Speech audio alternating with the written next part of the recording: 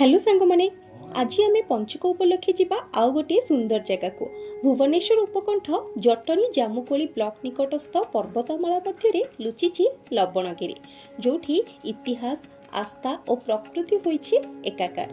कुहाजाए जे सम्राट अशोक कलिंग युद्ध पर जेतेबेले बौद्ध धर्म ग्रहण करथिले एही अंचलटिकु से बौद्ध उपासना और ध्यान स्थली पई आसुथिले। परे शताब्दी बीतीगला आउ ए पवित्र पर्वत शैव और वैष्णव धर्मर आधारस्थली पलटिला। एठारे प्रभु लवणेश्वर महादेव और जगन्नाथଙ୍କ मंदिर गढ़ी उठिला। घंटी और मंत्रध्वनि शब्द गुंजरित एही स्थान रे चतुर्धा मूर्तिंक रथयात्रा भी खूब धूमधाम रे पालित होई आसुछि, जहाँ आप रथयात्रा समय आसिले देखि परिबे। काजु और हरित पहाड़ मध्य घेरा यही सुंदर जगहटी ओडिशार बौद्ध धर्मरू शैव और वैष्णव धारा पर्यंत आध्यात्मिक यात्रार नीरव साक्षी, जोठी आपण किछिटा शांतिपूर्ण समय निश्चय कटाई परिबे।